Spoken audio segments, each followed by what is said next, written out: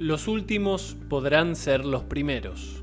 Por el licenciado Guillermo Moreno, el licenciado Leandro Cárcamo Mana y el doctor Gastón Bres. La distribución del ingreso refleja la apropiación del valor agregado generado en la economía por un segmento de personas clasificadas en grupos decílicos. Su estudio se realiza a partir de los siguientes enfoques. El funcional, que es la proporción que le corresponde a cada uno de los factores clásicos de producción, tierra, capital y trabajo, así como el personal, calculado a partir de lo obtenido por una fracción de individuos o familias sin identificar la fuente generadora. Su cálculo es realizado por el Instituto Nacional de Estadísticas y Censos a través de la encuesta permanente de hogares. Los datos correspondientes al tercer trimestre del 2020 se observan en el cuadro construido a partir de las siguientes fuentes: laborales, asalariados, patrones, cuenta propia, según su ocupación sea principal, secundaria u otras, o no laborales, rentas de la propiedad derivadas de la producción, inversiones financieras, jubilaciones, pensiones, subsidios y otras transferencias. El cuadro describe la distribución personal del ingreso del tercer trimestre de 2020 por deciles en pesos y dólares, oficial y blue.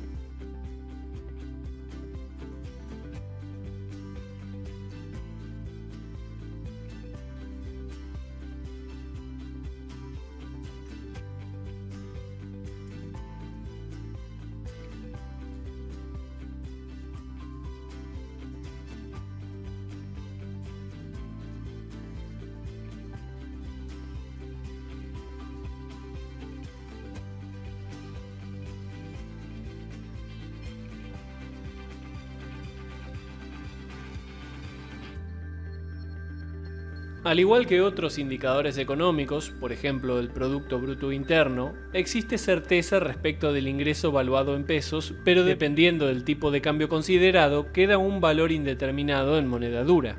El cuadro manifiesta la impúdica diferencia de 433.233% entre el ingreso mínimo del primer decil y el máximo del último. Esta discrepancia es aún más relevante, ya que los beneficiados con mayores ingresos tienden a subdeclarar parte de ellos. Adicionalmente, en septiembre de 2020, adquirir la canasta básica total, que define la línea de pobreza para un adulto, requería 15.280 pesos, cercano al mínimo del cuarto decil, mientras que para un jefe de familia con 2 hijos precisaba 47.216 pesos, próximo al mínimo del noveno decil. Por lo tanto, la transformación del estado actual de las cosas es imperativa para la construcción de una comunidad justa. A multiplicar los panes y los peces. Como explicáramos en Producir más y distribuir mejor, publicado en BAE el 5 de julio de 2020, producir y distribuir son el anverso y el reverso de una misma moneda. Los ingresos disponibles en una economía son el resultado de la utilización productiva del capital, maquinarias, herramientas, equipos e instalaciones, entre otros, de los recursos naturales y del trabajo, asalariado o no asalariado, en un estado del arte determinado, conocimiento, tecnología, marcos regulatorios, etc. Señalado lo ut supra, es necesario clarificar que el sector privado argentino posee inversiones en el exterior, por divisas, acciones, propiedades y otros, por un neto de 370.000 millones de dólares. Por el contrario, la deuda neta exigible para el sector público orilla los 160.000 millones de dólares.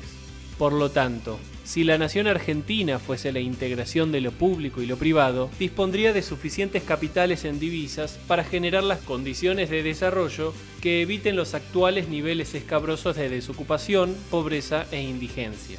Es evidente que alcanzar ese logro deviene de la construcción de una economía sana, que posibilite una rentabilidad presente y futura de los emprendimientos productivos, utilizando los recursos ociosos tendiendo a su pleno empleo. Como señalamos en Hora de Balance, segunda parte, publicada en BAE el 28 de diciembre de 2020, para mejorar e incrementar la oferta productiva es necesario que se materialicen los equilibrios macroeconómicos, fiscal y externo, los precios de la matriz energética sean la resultante de los costos efectivos totales, exploración y o explotación en el caso de corresponder, más una ganancia razonable para el sector empresario y que la tasa de interés doméstica se encuentre en un orden orden de magnitud similar a la internacional.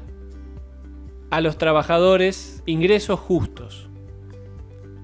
Que el aparato productivo no solo necesita crecer aceleradamente, sino que debe tender al desarrollo, ha alcanzado consenso en la disciplina. Se comprendió que el desarrollo económico, a diferencia del crecimiento, implica la inclusión del conjunto para satisfacer las aspiraciones legítimas de la comunidad. Por ello, es indispensable disminuir estas oprobiosas diferencias entre los niveles de ingresos. Eso implica generar mecanismos que permitan mejorar los deciles más bajos y así contribuir a afianzar su realización individual y comunitaria. Para ello, se podría estimular que los trabajadores y empleados, a partir de un ahorro inicial y a través de sus organizaciones representativas de primer y segundo orden, sindicatos, uniones y federaciones, participen del mercado de capitales, transando acciones y recibiendo los correspondientes dividendos que, por cierto, se adicionarán como una renta a los sueldos y salarios percibidos durante el año.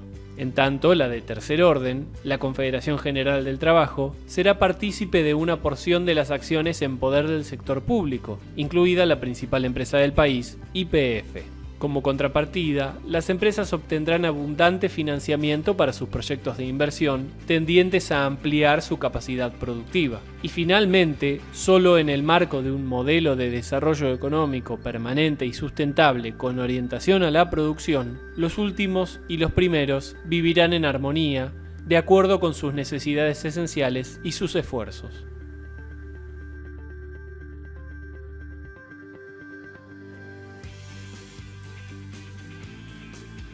Los últimos podrán ser los primeros, por el licenciado Guillermo Moreno, el licenciado Leandro Cárcamo Mana y el doctor Gastón Pres.